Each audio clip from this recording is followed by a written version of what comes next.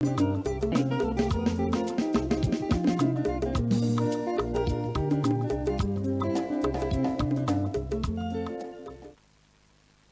good morning to you, our esteemed viewers. Good afternoon, good evening, depending on where you are watching us from. This is the CONFAB on Esteem Radio Vision. And don't forget that we are located at Bokun Avenue, Elisha in Ocean State. Oh, yes, I still remain Chidima Abel. I know that by now you already know my name. I am Chidima Abel. And then, you're laughing. No, I'm not laughing. I just want to see maybe you get the name right. You know, I'm counting. When you get my name right 10 times, I have a gift for you actually. Oh my God, I can't wait. Think you've gotten it right 3 times now. So I'm looking, maybe this will be the 4th time you get it right. I won't fail you. Okay, Yeah. now let's see. All right, we are very glad that you are watching Esteem Revision. Thank you so much for choosing us, and thank you for your loyalty. Don't forget that in this conversation, we really want you to participate. We want you to join us. We want you to like, comment, and share. Okay, this morning, as the world prepares to turn the page on 2025, we are reflecting on power. We are reflecting on priorities. We are reflecting on the price we end up paying locally and even globally. Here in Nigeria, President Bola Tinubu has drawn a very clear line in the sand, insisting that the new tax laws will take full effect on January 1, 2026, despite pushback from the opposition and growing public concern. Supporters say the reforms are necessary to fix a broken system. I don't know what you are saying right now. Critics say the timing is harsh and the process questionable. Either way, it raises a big question: who truly bears the burden of reform? At the same time, fresh figures show that 10 states are planning to raise over 4.2 trillion naira through loans, through bonds, and other non-recurring sources to fund their 2026 budgets. Economists warn that Nigeria's problem is not lack of revenue, but how public funds are managed. Do you agree with that? And that unchecked borrowing today could mortgage the future of generations yet unborn. So we must ask, are we borrowing to build or borrowing to survive? And beyond our borders, the world is bidding farewell to a turbulent 2025 marked by trade wars, fragile truces, climate extremes, and deep human loss. So these are the topics we'll be looking at this morning on the CONFAB. We connect the dots: policy decisions, economic choices, and a world searching for stability. Stay with us as we unpack what 2025 has taught us. You know, today is the last day in 2025. So stay with us as we unpack, as we unbundle what 2025 has taught us so far, and what 2026 may even demand of leaders and citizens alike, like you and I. Now, I can't be doing this alone. You know, it's not even possible for me to, unpack all of these stories alone. I have with me in the person of Ajiboye Ohmayo. Thank you very much, Chidima. How are you doing this morning? Excited. How does it feel? I mean, today is the last day in the month of December and in the year 2025. No. You are still living in 2025. I'm already in 2026. I've been in 2026 since yesterday. I already time traveled. I'm just waiting for the rest of the world to catch up. I don't need to ask you your what they call it, resolution for 2026, because it looks like you have already drafted a 25 page. My resolution has been made since 3 years ago. In fact, forget. All right, viewers, this is a CONFAB. Like I said, I've already shedded light to the 3 stories that we'll be unpacking this morning on the CONFAB. I still remain Chidimaibe, and I have my analyst here, Ohmayo Ajiboye. So the first story looking at us is the alteration role. Tinubu insists on January 1 for new tax regime. Tinubu insists on January 1 for new tax regime. And you know they have been going forth and back on these new tax issues. The opposition has come out to, critically criticize this new tax regime. So let's look at what Tinubu has for us. President Bola Tinubu has insisted that the new tax laws will take effect on January 1, 2026, despite opposition. As planned, this was disclosed in a statement that he personally signed on Tuesday and issued by the State House. You know, this came as former Vice President Atiku Abubakar and the People's Democratic Party, not only Atiku Abubakar, even Peter Obi, the Labour Party presidential candidate, and also various other people from this country. They have described the move as hasty and insensitive amid ongoing controversies surrounding the alleged alterations to the legislation. And now, report shows that Tinubu on June 2025 signed the 4 tax reform bills into law. These laws include the Nigerian Tax Act, the Nigeria Tax Administration Act, the Nigeria Revenue Service Act, and the Joint Revenue Board Act. The act comprehensively overhauled the Nigerian tax landscape to drive economic growth, increase revenue generation, improve the business environment, and enhance effective tax administration across different levels of government. While some of the laws have gone into effect, others are set to go into effect on January 1. Now, this is where we are. And I'm coming to you, Ohio. I know you are waiting for this. You know, the former Vice President Atiku Abubakar and the People's Democratic Party, PDP, have described the move as insensitive. What is the basis of their arguments? You know, we see things like this happening over time, the opposition. Are they just opposing it because they are the opposition? Or do you see any sense in their opposition? In this case, I would agree with the former Vice President of Nigeria, Atiku Abubakar, and every other person who is against the tax law being implemented.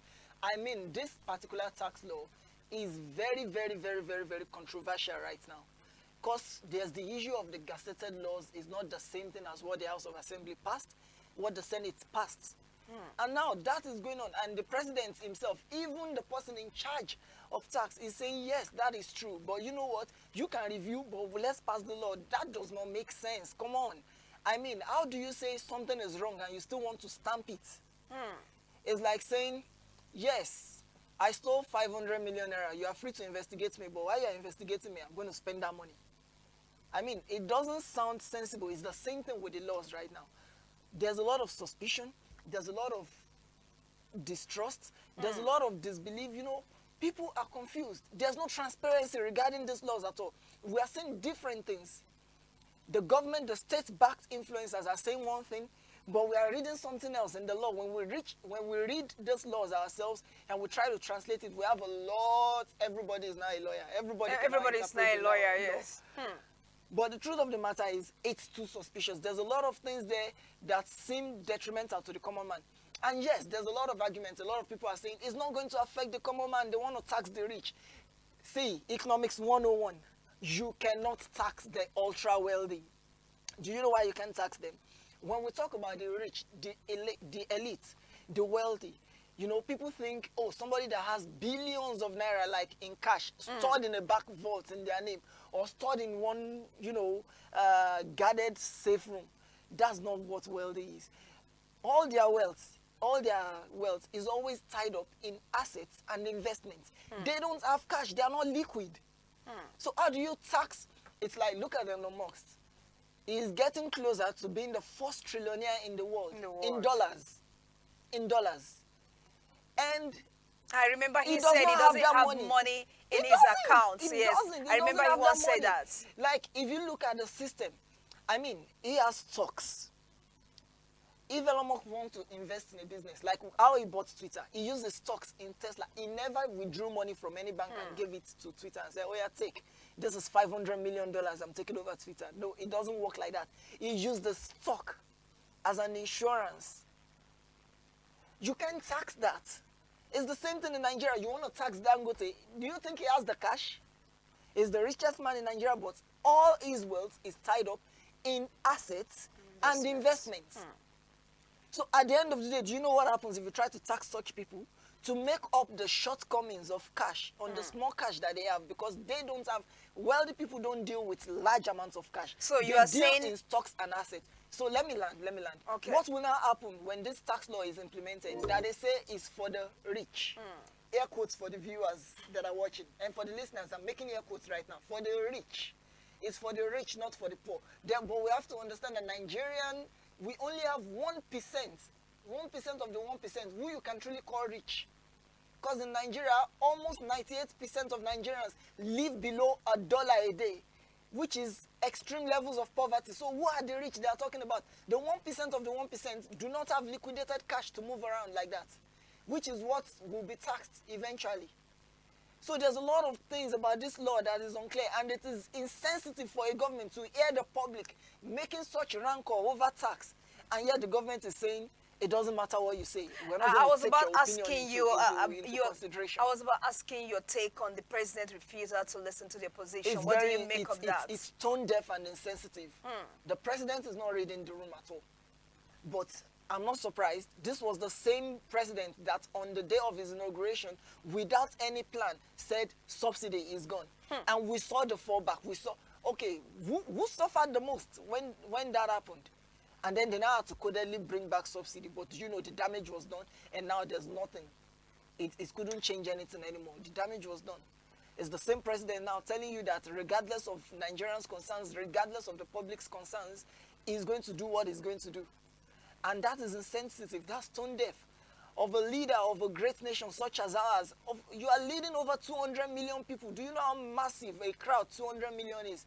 And you're not taking their voices into consideration, their concerns into consideration.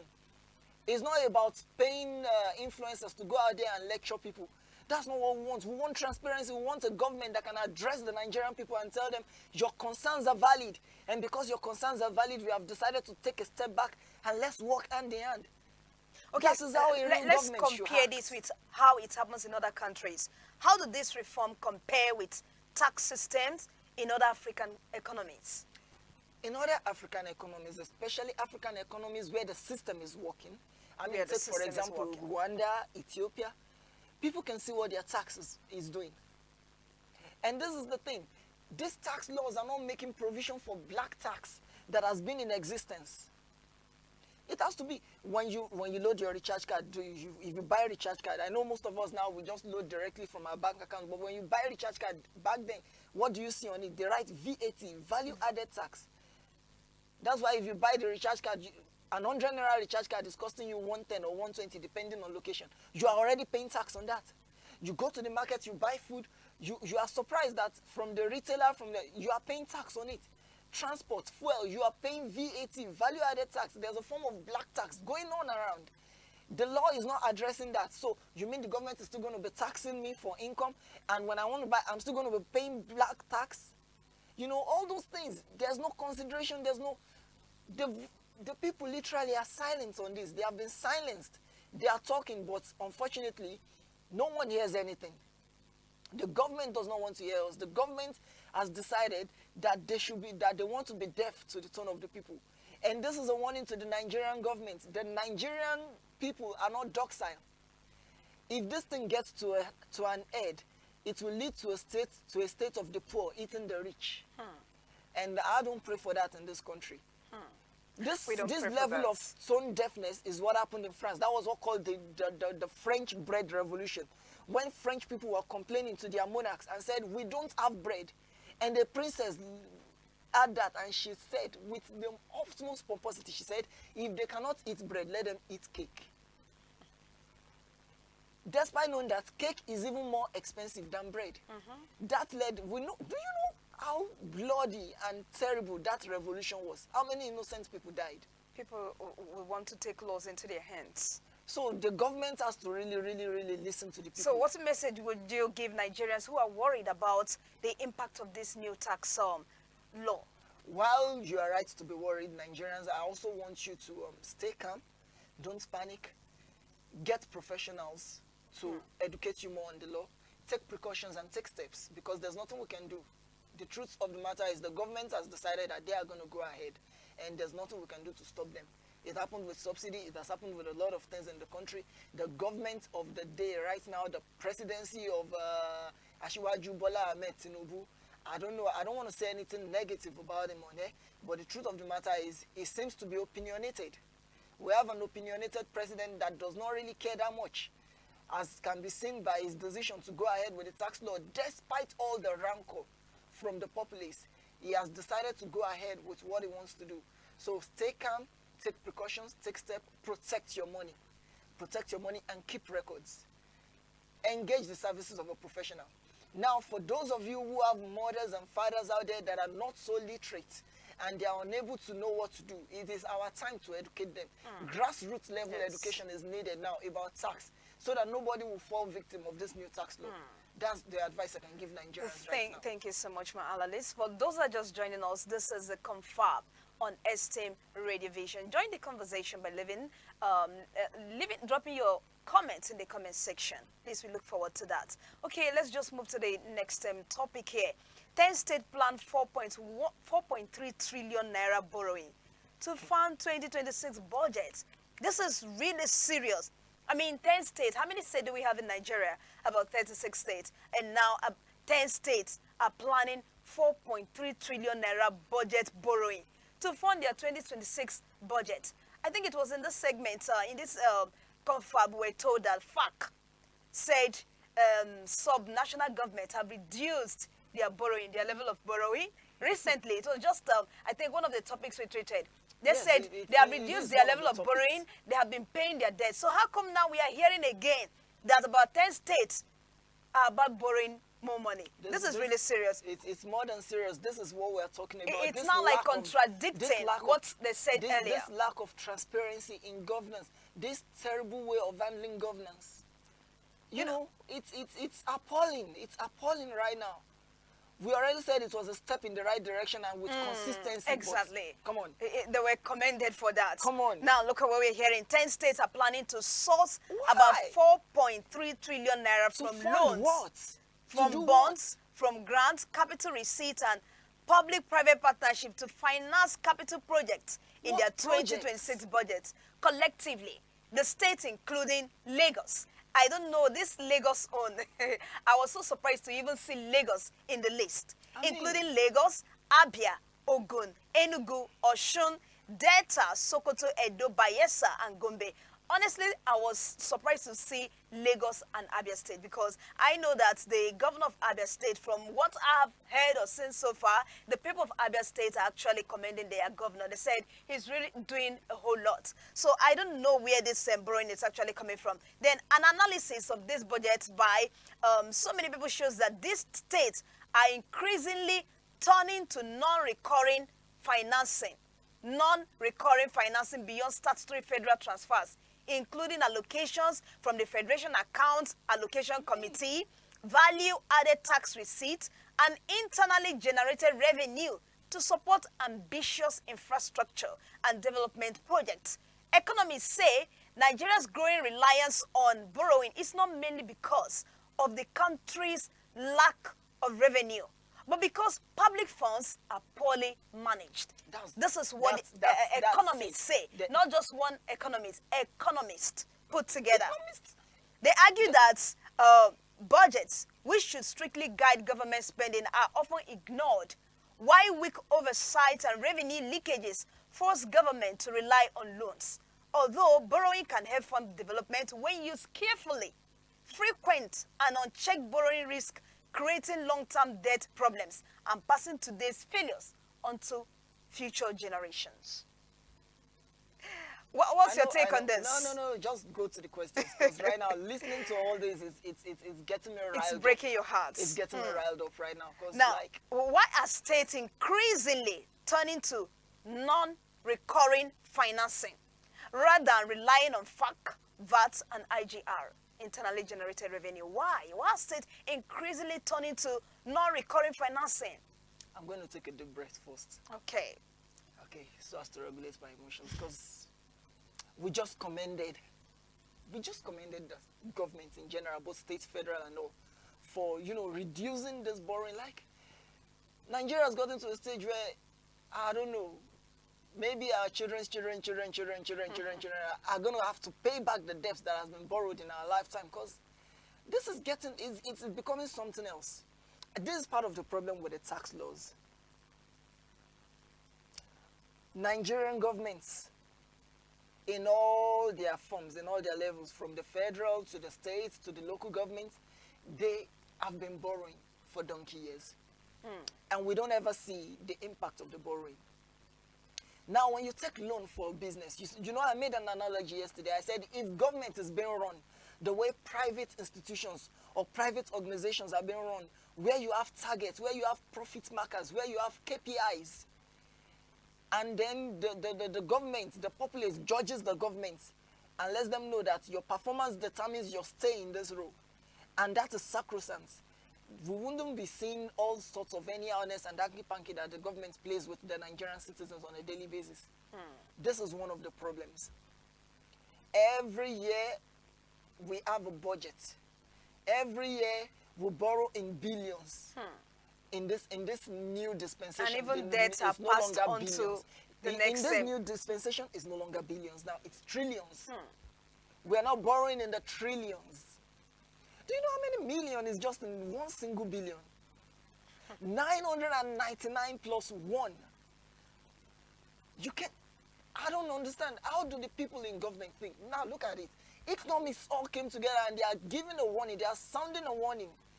Because the more we borrow, the more our economy dies. You see, borrowing without a plan to pay it back, borrowing without actually using that money for anything substantial, for substantial projects, because all we get are white elephant projects. Look at the coastal road. What is going on with the coastal road? Lagos to Calabar coastal road. And another thing about economics is you need to invest in the people first before you start thinking about investing in infrastructure or whatever. If there's no investment in the people and you invest in infrastructure, where is the money going to come from? You got to invest in the people. It's the same thing with the tax. You want to tax poor people. You don't tax poverty. No country taxes poverty. And now our states go 10 states out of 36. I'm wondering when the remaining 26 are going to come up with their own budgets for borrowing. This is unbelievable. And the only thing I'm going to say about it is no. If whosoever will be put in charge of approving such budgets is listening to me now, if you're watching me now, please do not stamp that. But do you recommend borrowing if it is used for positive, purpose? Of course. But at the same time, the borrowing also has to be sensible. Okay. You don't borrow such huge amounts in a country where we know that majority of that money will be looted or embezzled. You don't. There's no public trust. There's no confidence in the government right now. There's no confidence in governance. And then you want to borrow hundreds of trillions. And you say you want to fund projects. Now the projects, there's no transparency about those projects. Who is taking over the project? What is the planning? What are the blueprints? Nothing. EOD about projects, we don't even know what project. It's all just a blanket statement. Projects. And you want the public to willingly accept that, oh, you're just going to borrow this big amount of money that generations and generations and generations of Nigerians are going to suffer for. If we have seen instances of such loans in the past being used for the right purposes, no one will be against this. So, but there are supporters, there are people that's actually supporting this tax, the loan borrowing and the rest. Supporters argue that borrowing help fast track infrastructure. So in reality, are Nigerians seeing value for these loans? Let's be honest now. The truth of the matter is, when you have people that support such things, they look at the data. They don't even look at the data. They look at the theory. They don't think about the practicality. But that's why we are here on the CONFAB.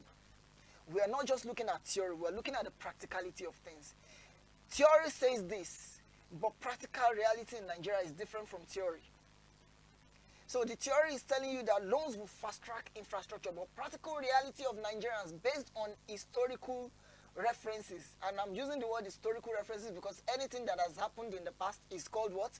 History. Based on what has happened in the past, such loans have been taken, but infrastructure was not fast-tracked. What was fast-tracked was spending, reckless spending, and unnecessary looting and embezzlement, and unexplained disappearances of money in government parastatals. So having that record at hand, how do you want me to support such? You have to be able to convince me beyond reasonable doubt that this time the borrowing is going to be used for the exact purpose. But history has proven that it never goes that way. And you know what they say about history? It always tends to what? Repeat itself. Okay, now, how can states improve? I mean, improve their revenue management without piling up debts. Let's talk about the solution. Well, one of the solutions is one of the things that has been mentioned in the past CONFAB. In a CONFAB where we discussed this reduction of borrowing among states. States have to invest in their population. It's no more, there's no need to depend too much on the federal government. You have resources in your state.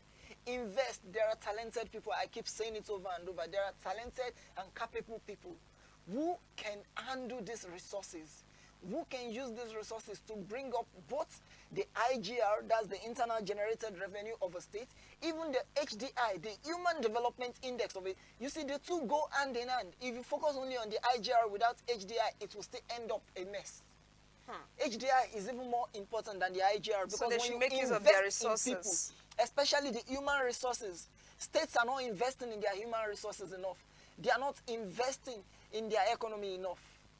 Enough of dependence on outside help, on trying to survive. No more. We have the resources. It is time to look internally and create something and work something out internally. That's the only advice I can give states at this moment. Okay, thank you so much. We just moved to the very last topic here. World bids farewell to 2025, marked by Trump's tariffs, truces, and turmoil. The New Year's Eve revelers toasted the end of 2025 on Wednesday, waving goodbye to 12 months packed with Trump tariffs, a Gaza truce, and vain hopes for peace in Ukraine. It was one of the warmest years on record, with stifling heat stoking wildfires in Europe, drought in Africa, and deadly rains across Southeast Asia. There was a somber tinge to party preparations in Australia's harbour city of Sydney, the self-proclaimed New Year's capital of the world. Now, barely 2 weeks have passed since a father and a son allegedly opened fire at a Jewish festival at Bondi Beach. I know you heard the story. Killing about 15 people in the nation's deadliest mass shooting in almost 30 years. Parties will pause for a minute's silence at 11 p.m. 12 GMT as the famed Sydney Harbour Bridge is burnt in white light to symbolize peace. Hundreds of thousands of spectators are expected to line up in Sydney's foreshore as 9 tons of fireworks explode on the stroke of midnight. So let's talk about this. Now, let's look at, let's go global now. Right. As the world say goodbye to 2025, how would you describe the mood globally? Celebration, relief, or uncertainty? Celebration and relief. Globally, not just in Nigeria. I know for a lot of Nigerians, 2025 has been one of the most hectic year ever.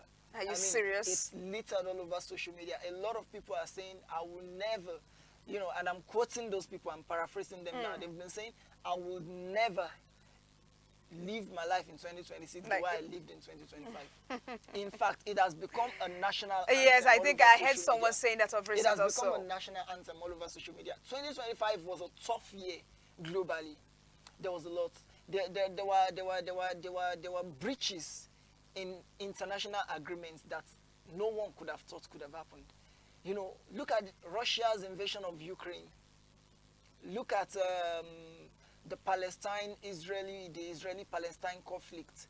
There was already, there were moves being made towards peace and everything just scattered. This year was a turbulent one for the world at large. So resetting the clock, that's what it's all about now. It's not about just moving into a new year. It's about resetting the clock. It's about starting all over again. Starting all over.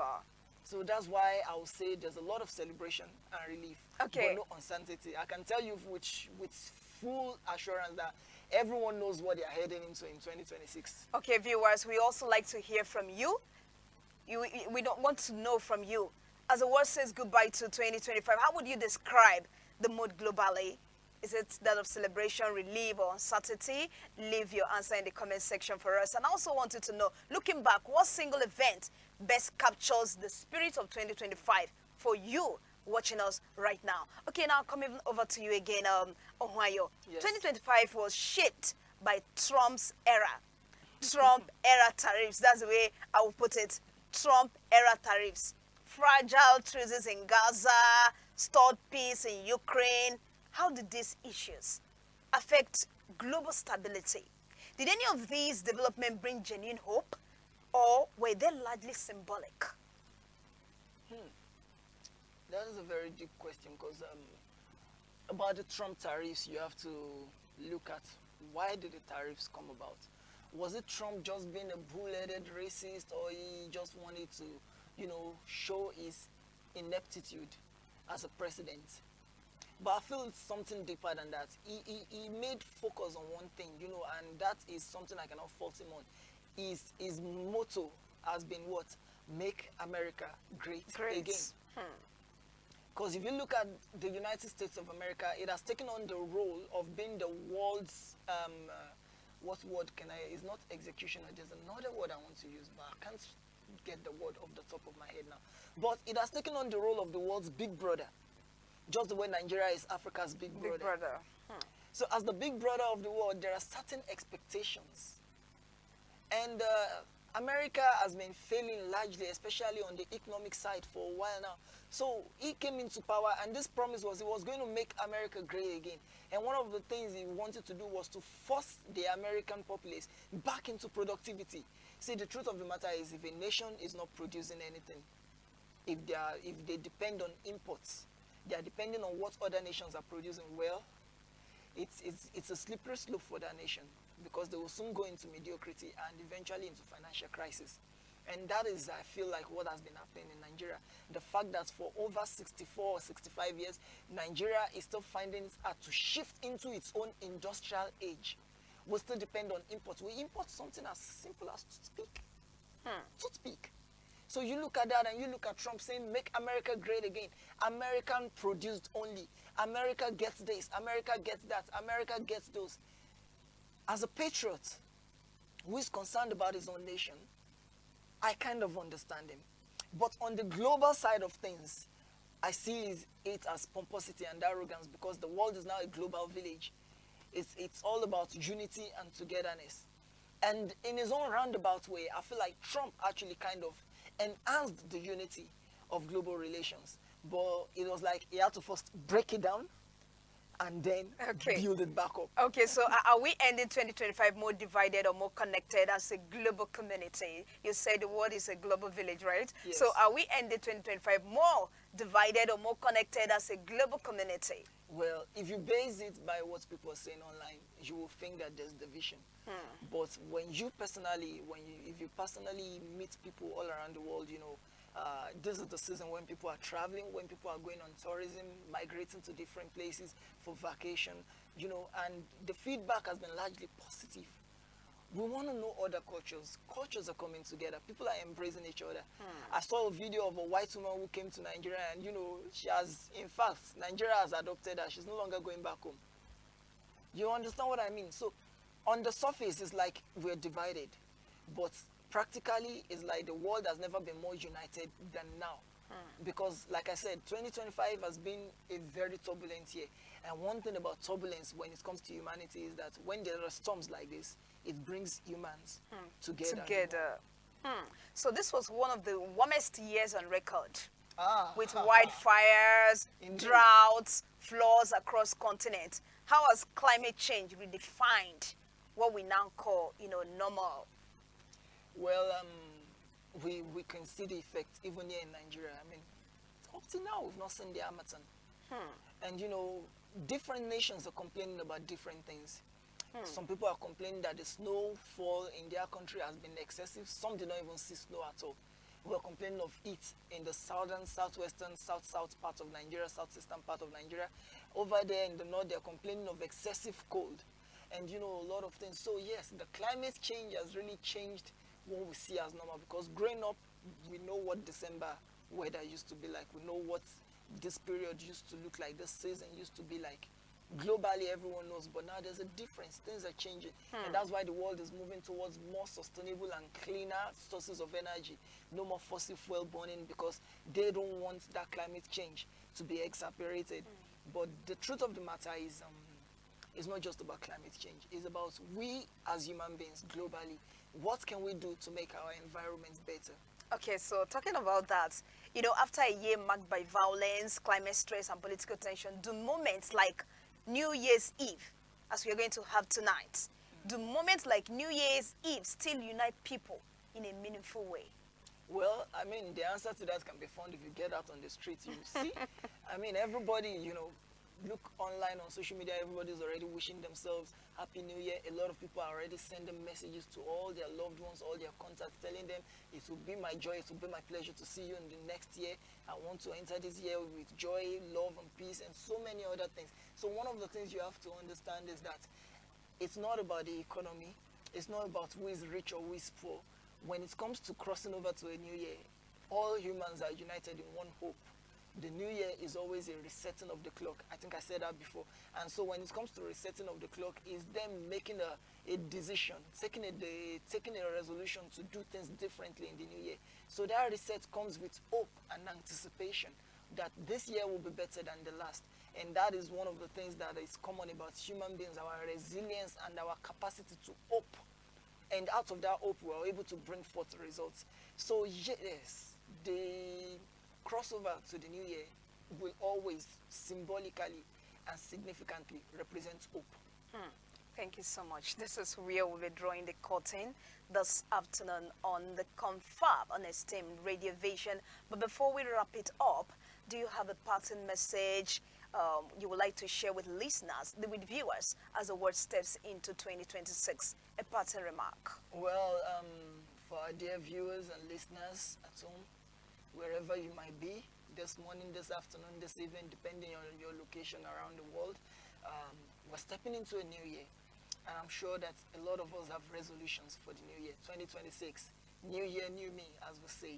But the truth of the matter is there can be a new year, new you if you haven't gotten rid of all the negative habits you had before. You have to deal with the negativity in you. You have to step into a new year with a clean mind and a clean heart.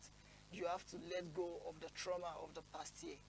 If you're unable to heal from that trauma, you're going to end up doing the same thing you did. And then you have to make another resolution. The truth of the matter is resolutions do not need to be repeated every year if you know what you're doing. So my advice to all viewers out there is enjoy the new year. Be yourself, have fun. Cast away the cares and the burdens of the past year. This is a resetting of the clock for you. And I hope and I believe that this new year is going to be the best you've ever had. Amen. All right, this is where we draw the curtain. But remember this, as we step into a new year, the questions still remain clear. How we govern, how we spend, and how we protect lives will shape what lies ahead. Thanks for watching the CONFAB on Esteemed Radio Vision. I want to say a very big thank you to my analyst, Ajiboye Ohio. Thank you so much for your insight. Thank you, we really appreciate. And then to our CEO in the person of Dike Michael Adeboye Ashaolu. Thank you so much, sir, for all you are doing for the community and for Esteemed Radio Vision. To our producer, Mr. Afolabi Adenikbekun, thank you so much for, honestly, you're doing a great job. Thank you, thank you. To my viewers, thank you once again for choosing Esteemed Radio Vision. And don't forget, the CONFAB is making a return your way tomorrow. I say you remain Chidima Abel. Bye for now.